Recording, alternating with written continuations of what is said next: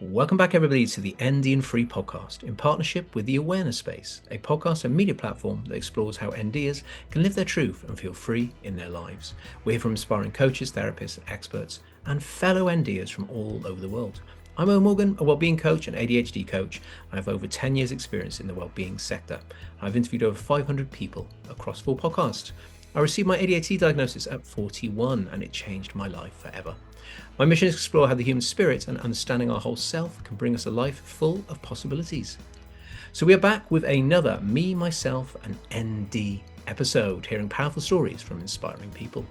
On today's show, we have Louise Pink Pear Bear Williams, who is a UK blogger, coach, ADHD advocate, and mum.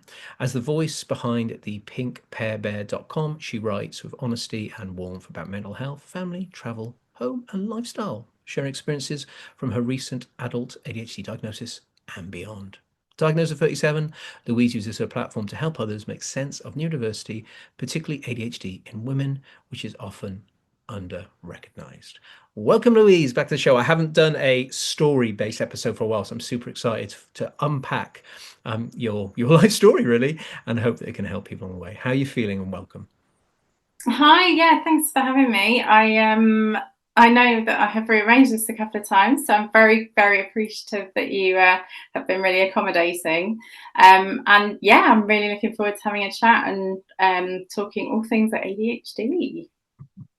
Yeah, me too. And I love your content. I encourage people to come check it out. It's so authentic and raw and honest, which I think is what we really need. It's so easy to silly TikTok, isn't it? And make little like jokes, which kind of make it a bit easier to understand ADHD. But yours is so authentic, a range of emotions on there, and it really pulls you in, makes you feel relatable. So is that kind of what you intentionally did? Did you intend to go in with that raw authenticity, or does it just happen? Does it just come out? I think I started my blog when my son was about 2, and he's now nearly 13. So I started my blog as a reaction to, at the time, it was very much the whole beautiful White House, everything in neutrals. People were kind of showing their perfectly dressed children in their matching outfits. And my blog and my social media started as this kind of reaction to that, because that was not my life. Like, I didn't see people, running out the door with their bag, like nappy bag with half the contents trailing out, and their, toddler in odd socks and chaos behind. So that's kind of been how I approached talking about parenting. Talked a lot about mental health and how there's, there was this kind of rosy view of everything, and I just thought, I feel terrible because I don't have that life. I struggled with postnatal depression and this pressure to be the perfect mum.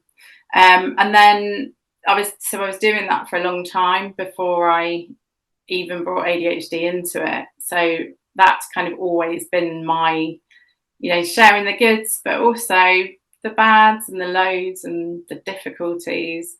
So that, I think it's just kind of come naturally, really. Yeah, thank you. It's interesting, isn't it? Because you think when you think someone says, "Oh, lifestyle vlog, especially on YouTube," it's always so much glamour, isn't it?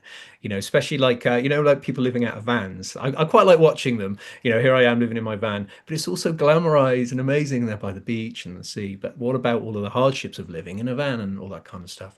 It's quite interesting, isn't it? And I feel much more drawn to people where I'm like, "Oh my God." Like if I see them very emotional, God, I feel that. I feel that deeply, and you're much more likely to connect and want to know more. And I don't know, there's something about, especially in this community, isn't it, the ND community, about trying to be relatable so people at least have some hope that they can have a better life than they have by watching somebody else, I suppose, isn't it? Yeah, I think, I mean, I spent like most of my life feeling like I was an alien that had been dropped on the planet, and I just never quite felt like I fitted in. I just didn't feel like everyone else. I just didn't get, humaning. I think when I started to see people who they thought the same way, they had the same struggles, and I realized that I wasn't alone, it was so powerful. And then I realized how many people are still living in that sort of isolation. And you just wouldn't know. Nobody would have known that I felt like that, because I was so good at, presenting, and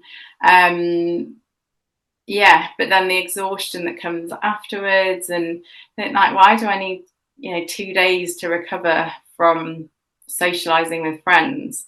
So I think it is very much about reaching the people who are still in that, I don't want to say ignorance, but I mean, like, that don't know why they feel the way they do.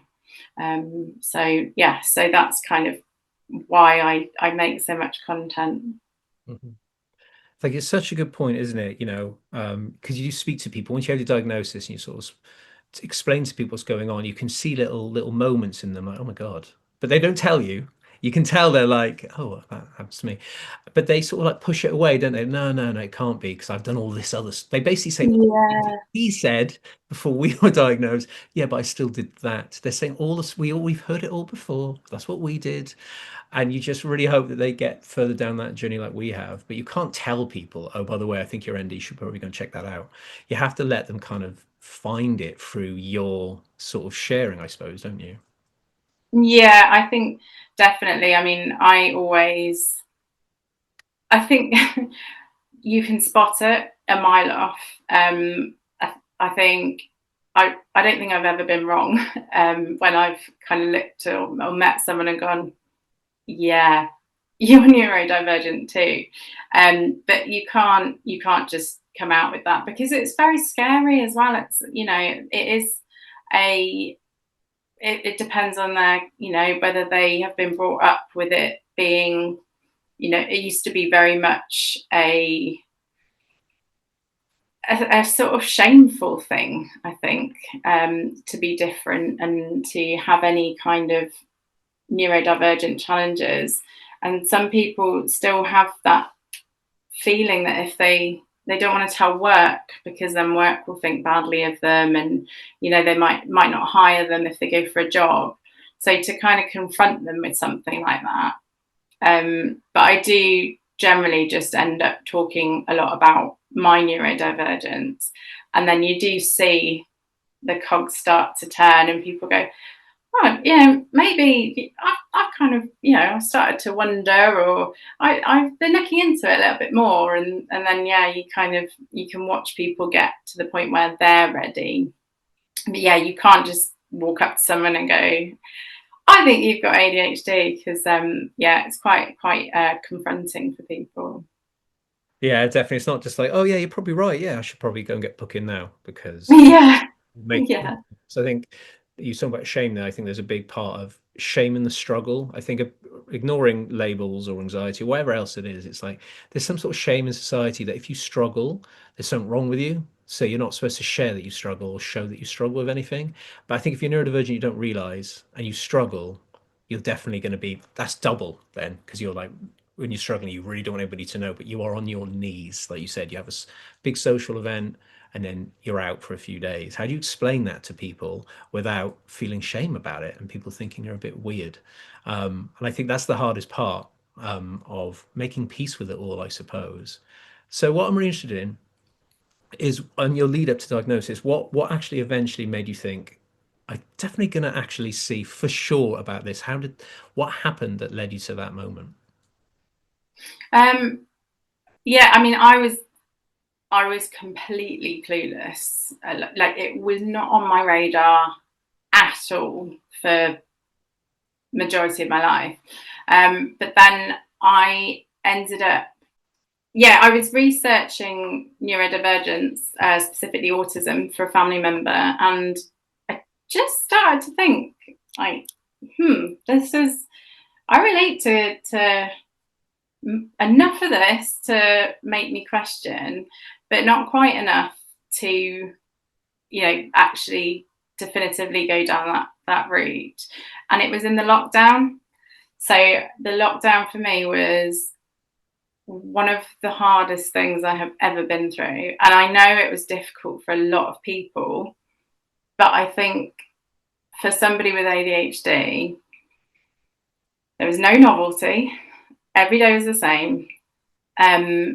There were all of the things that I'd put in place without even realizing to get my dopamine, like, booking holidays, day trips out, arranging to meet friends, going shopping, all of those things, even sugar and carbs and things like that.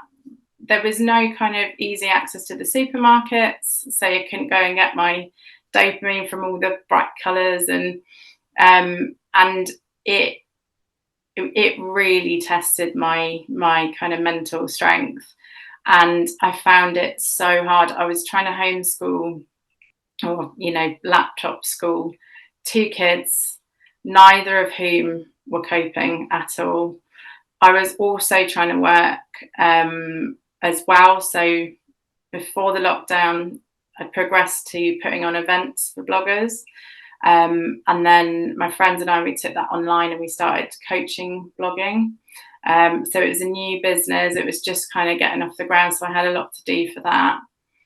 And yeah, my ex was working through. So he was out the whole time, really. And it was just me and the kids, and we would, the first bit was all right when we had a little bit more freedom, but once they had to be on laptops and doing their kind of schoolwork, that's when it got really hard. And yeah, so I'd been doing this research anyway, and then my best friend said to me, "Have you looked at ADHD?" And it's the classic response, but I came back with like, ADHD, no, that's, boys jumping out the window at school. Like, I was never like that. I never did anything like that. And then she just said to me, "Read about it in Women." And I went on, I can't even remember what it was, but it was a web page, and it had, symptoms of ADHD in women. And everyone, I just went, "That's me. That's me, that's me, that's me." And so, yeah, that was kind of how it came onto my radar. Yeah, thank you. And thank you for sharing that story as well about lockdown, because I think that's common stories that people don't often hear about as well. And yeah, I don't know, I haven't thought about that. Yeah, neurodivergence and lockdown.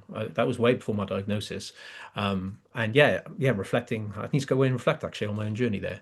You're right. Really powerful too, like you said, about you kind of knew without knowing that you knew how to get the dopamine needs you had. It was subconscious, probably. You probably didn't, you just stumbled into that. And yeah, you take those lifelines away.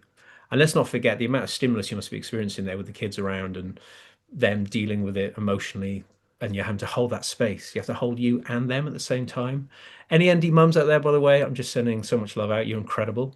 What you pull off, incredible. We will talk about that later. I'll get emotional because my partner's been through it. Intense.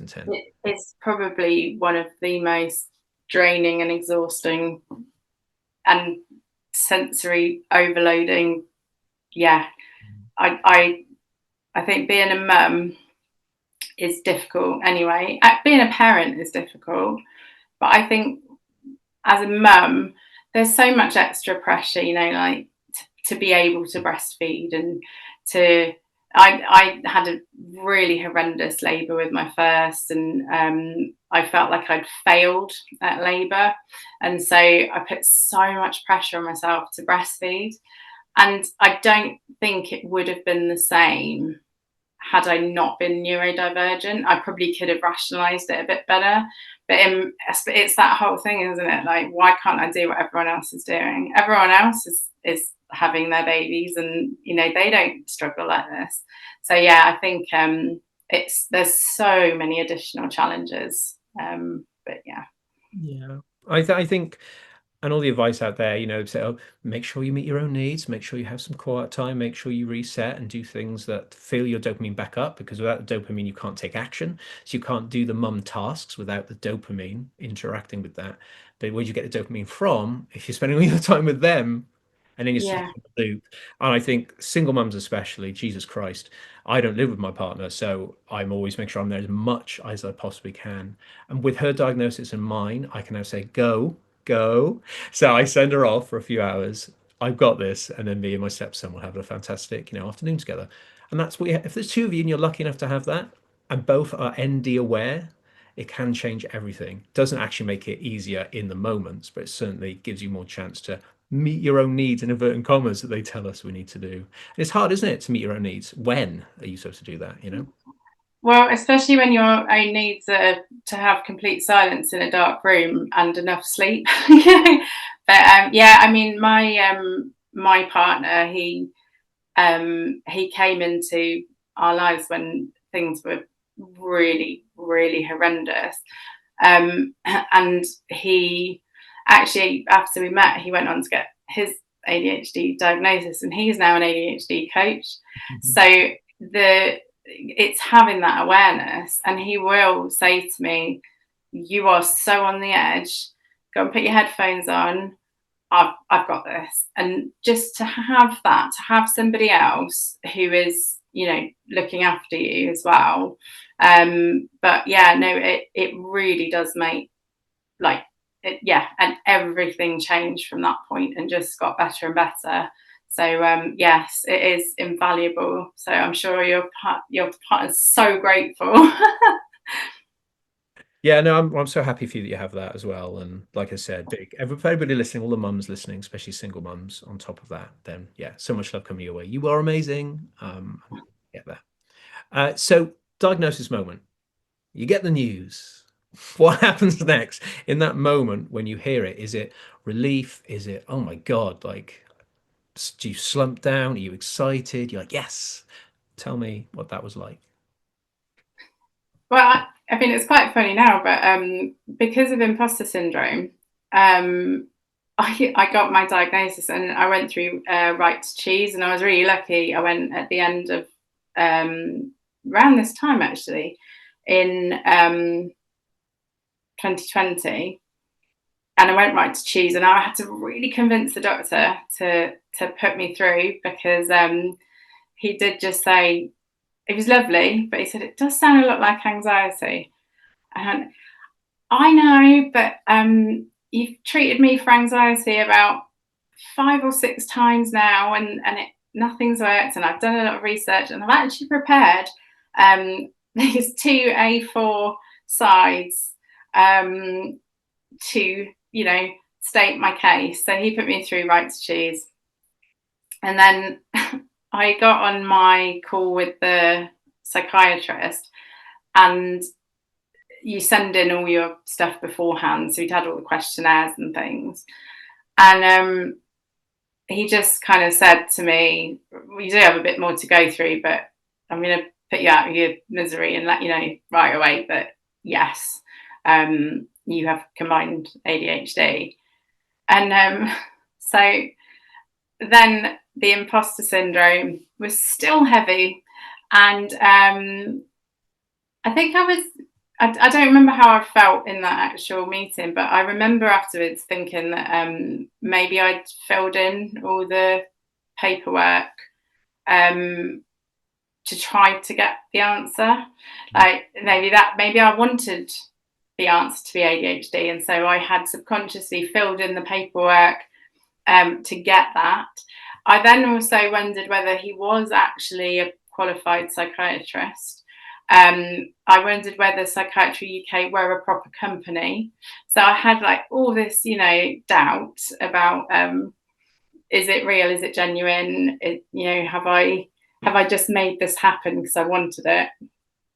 And it wasn't until I took my first LVANs that it's so weird. I remember we had this chaotic office, and I took that LVANs and I walked into the room, and I could see how to tidy it. It was like, previously I'd walk in and it would just be too much, and I couldn't even work out where to start or what to do, and I couldn't. And I walked in and it was just like, oh, okay, well, if I start there, I'll just put them away, and then and it was just so. And I started to do it, and I remember thinking, oh, so this is how everyone else has been doing it. Like, wow. And I had that first day where I really did feel the effects of the Alvance, and then obviously because titration is quite a long period, I then kind of didn't have that. I didn't have that every single time, and I had only got halfway through doing that office, and it did stay like that for several months, like half done with like still half the stuff on the floor, and then it was more of a gradual realization then that I was paying my bills on time, and yeah, so it was, although I had that initial revelation, but that was the point when I went, okay, yeah, I do have ADHD, because wow, yeah, so yeah, a lot of doubt. Yeah, thank you. Two really important points there I want to pull out for anybody listening is that imposter syndrome, I've heard that many times. It's like, yeah, but do I though?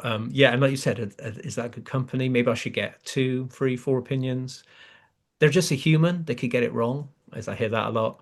It's just a human to make a decision about your life and your truth. It's quite intense, isn't it? How would they know that? And I've heard that before. I'm just reason because I didn't have that. As soon as I got it, I was like, right, this makes sense the last 10 years. And I've never once thought, am I though? So yeah, I can only sort of lightly imagine what it must feel like. But I know people close to me that are like, to this day, maybe I'm not. Am I just going mad? Maybe I'm just traumatized. And yeah, it's just very interesting. But there's another big thing you said about the doctor saying they thought it was anxiety, because that's quite common for 10 years. I put it down to anxiety, for me, severe anxiety stuff. So I spent thousands of pounds on therapy and coaching and all this stuff for my anxiety and lifestyle changes, eating a certain way. It wasn't working. And it was so irritating. I was like, am I ever going to get rid of this anxiety? But since having ADHD, I know it was anxiety, it's overstimulation. And I'm cortisol stress dumping into my system. And it's changed my life. I know that, oh, I'm overstimulated, which doesn't layer all this anxiety, I can't cope with life crap in my head. That's what my head's doing. It's like, no, I'm overstimulated. What does my body need? It's a big change, isn't it? But I don't know what you think about that. I think a lot of NDers are told anxiety or Mm-hmm. bipolar or whatever it may be. That seems to be common. Have you noticed any of that sort of thing, people you've met? I think for women, the amount of women who first get a BPD, borderline personality disorder, diagnosis first is like shockingly high. And then they end up finding out that it's actually ADHD. So I think BPD, borderline personality disorder, I know bipolar is also one, but borderline personality seems to be the one a lot of women have ended up with. I think that seemed to be the go-to for women presenting with these symptoms. I had a lot of depression. So starting from the age of about 14, 15, I was on antidepressants. I'm now very aware that hormones, so the links between neurodivergent women and PMDD, which is the severe postnatal depression, not postnatal depression, PMT. So PMDD is like PMT's much bigger, much more scary cousin. And I think for me, it was obviously that was the start. You know, my hormones were then in absolute chaos, and it was put down to depression. So yeah, that was the start of, I think I probably was given almost every antidepressant going over the years, and they'd make me feel better for a bit, but then it wouldn't last. And then I'd feel worse because I think, well, why aren't they working? You know, like they work for other people, and it would add into my narrative that I wasn't like other people. But I think one thing that my psychiatrist said to me when he was diagnosing me was that, of course, they'll make you feel better initially, because anybody that gets a massive dump of serotonin is going to feel better, but you don't need the serotonin. When you have ADHD, you need the dopamine. So giving someone a huge, big thing of serotonin, it will help initially, but it won't sustain because you're actually lacking the dopamine. So Yeah, it's interesting, that one, isn't it? It's kind of, it is I think all those things we use, those aids that we use, are really, really powerful. And also it's self-awareness, understand your body and how your mind works and what does it need, sensory input, stuff inside yourself. It's kind of the whole package, isn't it? And I think what a diagnosis, I guess, does is allows you to maybe take a leap of faith of exploring more about it. Rather, yeah, might be me, but I'm kind of one foot in, one foot out, so I'm not really following the things I'm supposed to be doing, which I think is really important. And it's something you said, they talk about underdiagnosis, especially in the female population. But I think misdiagnosis is probably even worse, because there are so many people misdiagnosed who have believed in that being the truth, even the things aren't working as well as they should do. And they're all out there with neurodivergence taking the wrong things, not realizing. And that just breaks my heart a little bit. It's not that it's just it's misdiagnosed. I think that's a big yeah. problem, isn't it? You get given a label, and it's very difficult to challenge that label with somebody. One of my big things was that I just always felt like anybody, like a doctor or anybody that had gone to uni and finished there, and was I just thought of them as like the proper adults, who I found it very difficult to challenge when they were telling me what they thought it was, because what do I know?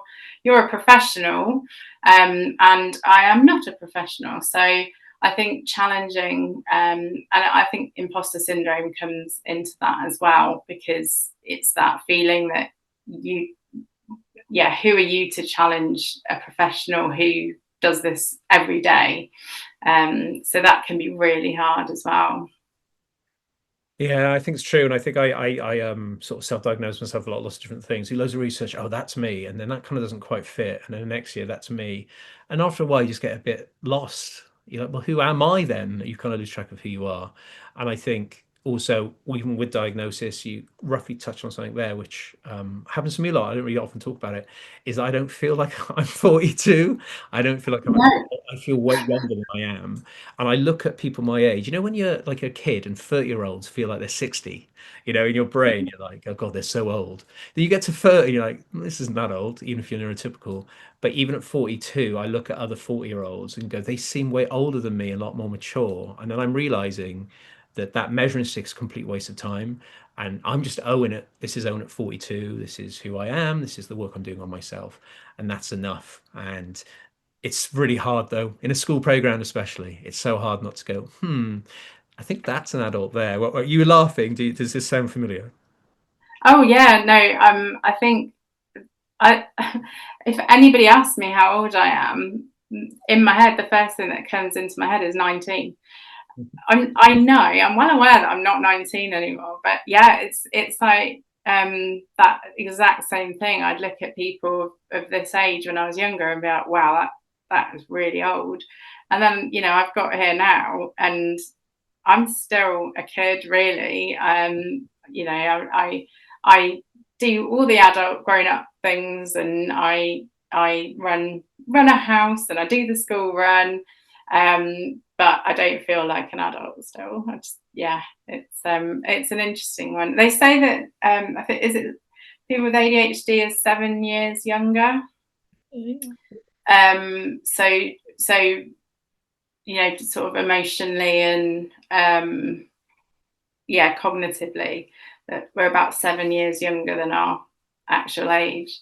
And I think that does make a lot of sense, that why children struggle so much in school, because if you're taking them at their chronological age, and then you think, actually, if they are that much younger, if that's their neurodivergent age, of course they're struggling with this because then they're just not ready to be here. So yeah, it's very interesting when that one.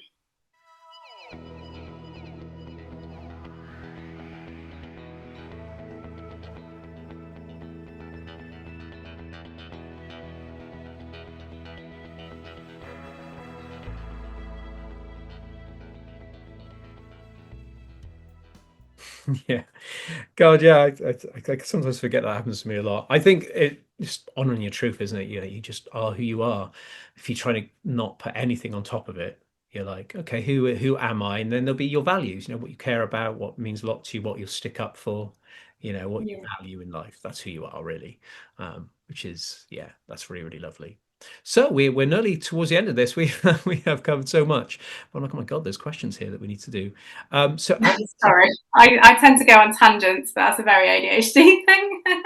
the audience know tangents don't exist on this show. It's neuroaffirming. We could go off on side quests as much as we like. Okay, I like that. So in present day then, so you talk a little bit about there about certain medications you've taken over time as well. So what does it look like today then? Are there any big, huge things that really impact your life, or have you managed to kind of semi-steady with all of it? What does your brain today look like? um, I think I've got to a place now where I am so much better at managing my ADHD. It really helps that Fraser's an ADHD coach because he's very good at, you know, he is very good at coaching me. And I think the combination medication, having somebody that really gets you, understanding yourself, um, it I'm definitely managing it better, but by no means would I say that I'm managing it exceptionally well. I still, I've got my own business, so I opened a gym for neurodivergent people, really. So it's like an ADHD friendly gym, and I love it. I absolutely love it, but I get burnout days where I just can't reply to any emails, or I do get help. I recently, well, for the last couple of years, I've had help from Access to Work, which I massively recommend if anybody is neurodivergent and struggling with work. Access to Work have been brilliant. So I get some PA support, which has been really helpful. Because it is that whole thing, isn't it, where you want to do something, but you can't. So I want to reply to that email, but I can't because my brain, my body just won't let me. And then you get very aware of how long it's been. And then that becomes an even bigger thing. Well, I can't reply now because it's been too long. So it's good to have somebody that is doing that bit. But yeah, it's just kind of family life, navigating, GCSEs and all these kind of very stressful things. But yeah, I would say that I'm in a really good place that now I'm almost 5 years post diagnosis. I went through a grieving period. I changed some things in my life massively, and got to a good place, really. Oh, that's great. I'm really, really glad. And I think there's something you touched on there too, is that, you get a diagnosis, I know you take some medication and you bring in two tools that work, and then you're done. You're pretty much neurotypical now, apparently. Yeah. Well, Yeah. I definitely feel like I'm like everybody else now. That's not how it works. Well, all of these little bits of truth that you're getting on this journey, and understand your body more and the way your mind works and what you need to do. Do you need to be in a dark room, eye mask on, some sensory deprivation, especially for those with autism in the mix as well? It's like there is a different way that you will lead your life to what you think is normal, but it's your normal. So what's wrong with that? Yeah. What's wrong with your normal being your normal? And just owning, and I guess it's really hard though, isn't it, to own and honor and be authentic about the version of your life. And if people can't fit into that, or they're just basically being dicks about it, then that's on them. But it's really hard to get there. But I think this radical acceptance and self-compassion, I think, is the way to go, I think, for us as NDs, to just like live the life we want. We're not trying to fit into anything. We're just trying to own the one we have. Does that make sense? Yeah, I think we are often chronic people pleasers, and it's amazing how many people don't cope very well when you start to get stronger and you're not a people pleaser anymore. And I think the amount of women, particularly with ADHD, who end up in abusive relationships, the numbers are actually shockingly high. I run a Facebook support group for women with ADHD, and this is something that I'm going to be exploring more, because I think we're very vulnerable to people taking advantage of us, because we don't trust ourselves, we don't trust our own judgment. I think it starts at school, when you keep getting told, you need to try harder. I mean, you think, well, I think I tried as hard as I could, but then 10 teachers have told me that I need to try harder. So obviously I'm wrong. If this many people are telling me what I think is true is not true. And I think it starts there. And a lifetime makes you you lose your self-trust, really, and that can make you very vulnerable to any, be it work or friendship or family or relationships. So I think that's something that I'm hoping will be, I think it's starting, the awareness is just starting, but I'm hoping that will be something that really starts to come out next, so that more women can, leave these relationships and protect themselves better. Yeah, thank you. Very, very important topic, which will need to be discussed at some point on the show. But because you're right, it's this deep need to be seen as well, to be seen and to be held, because we're always just told that there's something wrong with us. So you will offset the most horrendous treatment to get that feeling, and it's so heartbreaking. Yeah, this is for another day, but it's so heartbreaking. And I think you're right. Statistics wise, in the next episode, meet my friend who's an expert in suicide and being in the forces, PTSD. There's a whole episode on the statistics and the rates. Absolutely insane, the amount of neurodivergence that's in the army and how much more they're affected by PTSD. But there's nothing in place to help neurodivergent people post-war with PTSD compared to normal PTSD treatment. So that's all in the next episode. It's really, really powerful. Yeah, right. We need to try to get back on track now. This is quite intense, but very, very important. So we talked a lot on the show before we wrap up about you just said there, your passion for supporting women within the ND space and everything that's going on. So obviously that's what's pushing you forward. That's where you're going to be. So is that the mission then? Is the mission to help the fellow woman, whatever the mission is that you have for them? Is that one of your biggest passions going forward? Yeah, I think so. I mean, I'm not, I know there's an awful lot of men in terrible relationships as well, and they've reached out and shared their stories too. So it's not just women, but I think for me, I want to empower vulnerable people in vulnerable situations, and people that don't realize, and it sounds ridiculous if you haven't experienced it, but who don't realize that the relationship they're in is abusive. So I think in the same way that sharing sort of stories about how my ADHD impacts me can be relatable and help people discover ADHD, I think in the same way sharing things, this isn't okay, will be helpful to reach people who are still kind of not able to trust themselves, but hopefully by hearing other people going, this isn't okay, that can but it's also I like to, my channel is really just what's going on for me that day. I love it.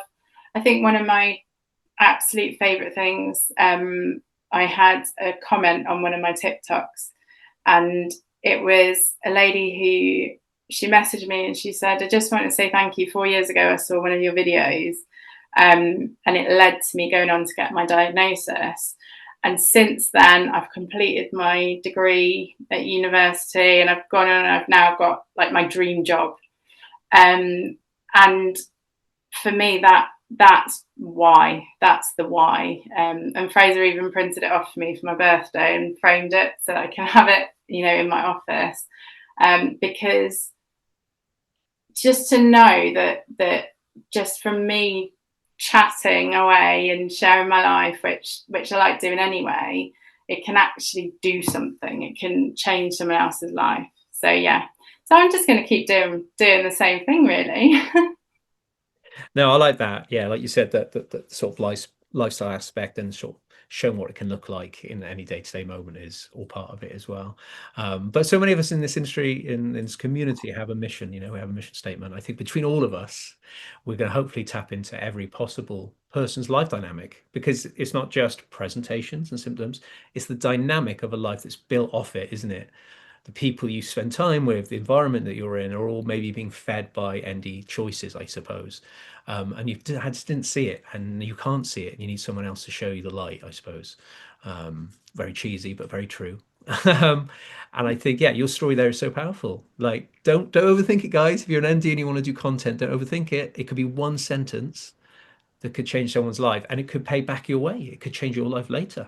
Maybe they Yeah. become something that allows you to then work with them somehow and suddenly transforms your life. If we all work together, we could all flourish together. I think we need to remember that as well, which is lovely. This is great. You rise by lifting others. That's always been my sort of little mantra. So I love yeah, I love like that. that. That's a lovely, happy finish here. We've got two happy questions to finish up before we go. So this is Okay. a new question that I ask. I've asked a few people so far. It's been amazing. Can you give me one key moment or an achievement that you're most proud of pre-diagnosis, before you even knew ND was a thing? Can you give me a moment of like, oh my God, I can't believe I did that, considering I was neurodivergent at the time? Is there anything you can think of? Yeah, I think probably doing my events as for other bloggers and arranging. We had companies that were coming in and doing demonstrations and people, goodie bags, and it was incredible. So I think the fact that I could pull that together Mhm. and then get up and speak at them, for me, that's huge. So yeah, so I'm really proud of myself for that. Oh, I love that. Yeah, that's why I asked the question. It's so easy to reflect on all the things you haven't done. You're like, oh God, I can't believe it. But what about all the things you did do? It's pretty incredible. Yeah, We are one of the you said earlier about us not trying hard in school. Shut up. We're the hardest workers. We're the ones that yeah. even harder. It kills us and it looks like we're not doing anything. It's because we're like in complete fatigue and trying to recover. But anyway, keep it on the positive. I love that question. And that's brought me a lot of joy here today, which is great.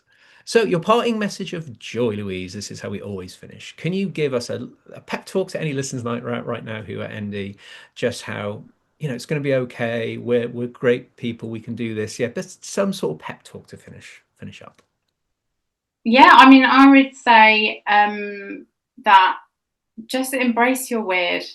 Um, if you like wearing bright coloured clothes, or you feel like you want to do a little dance in the street, or anything that you've always thought that other people would judge you for, I just think that life gets so much better when you just start to embrace yourself as you are.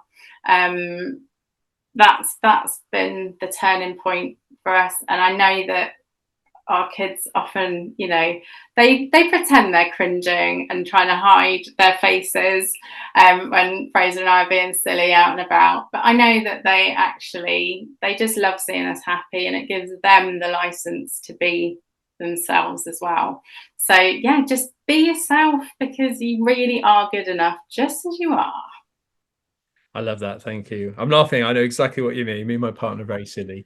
And we say to him, you go for it, be silly. And he goes, can I? And then he'll join in, and it's incredible. Oh, It's all three of us. Just let it go. Got a song on. Let's do the weirdest ass dances we can around the living room. Just do it. Why not? There's no one here, and even if there was, who cares? So we want him to know that. He's got a chance. You and me have to wait until, 30s and 40s to get this truth. He will get his very soon. Assessment is coming at the age of 10. And, go. Yeah, I think that's the most incredible thing, is that, our kids they're growing up with that. That's the normality for them.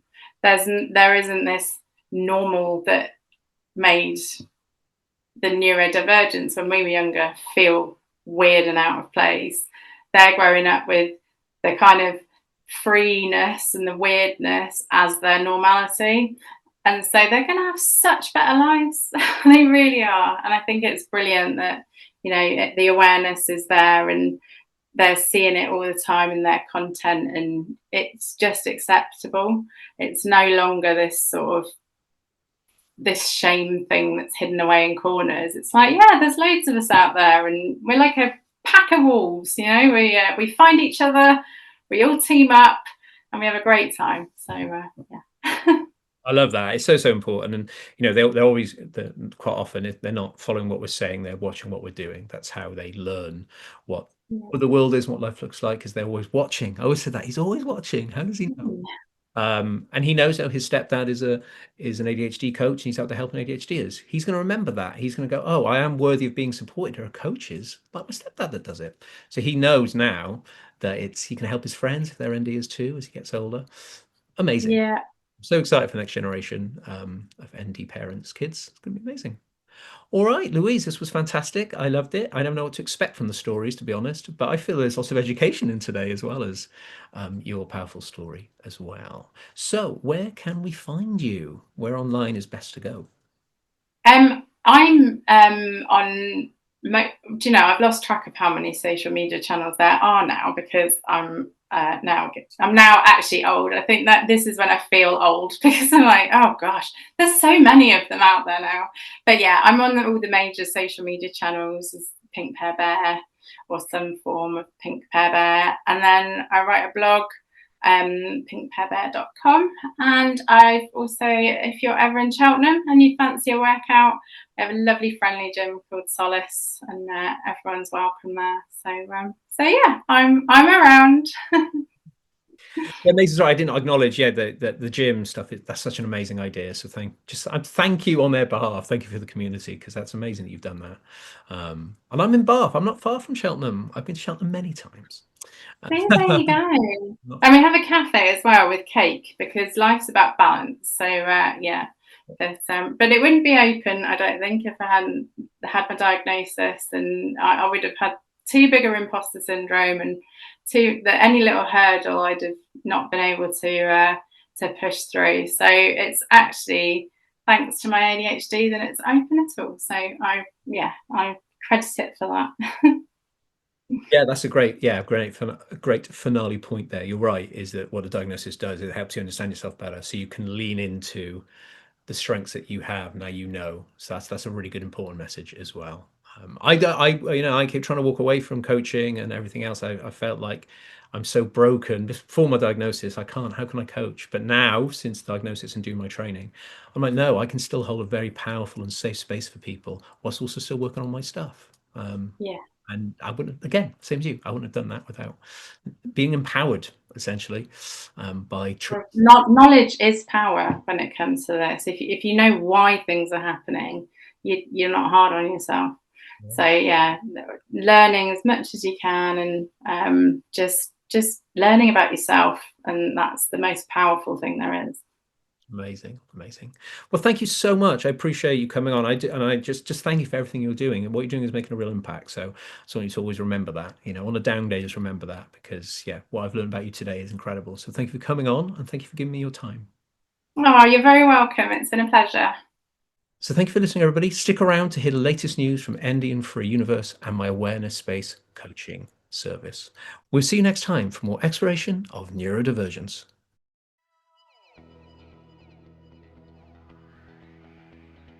I want to take this time to let you know about the ND and Free shop and directory coming soon to my brand new website, The Awareness Space. This site is in the process of being built and will also feature all you need to know about using my coaching services, including those with ADHD. ND and Free, alongside the podcast, is here to bring awareness of tools, products, services, and other supportive ideas that can help those with their neurodivergent presentations. Head over to our website and visit our ND and Free shop for a full listing, including chill zones, fidget collections, including their chill balls, which me and my whole family adore. On this page, you'll also find a range of coaches and other therapeutic services that may be able to help you in your life. Thank you for listening, and we'll see you in the next episode.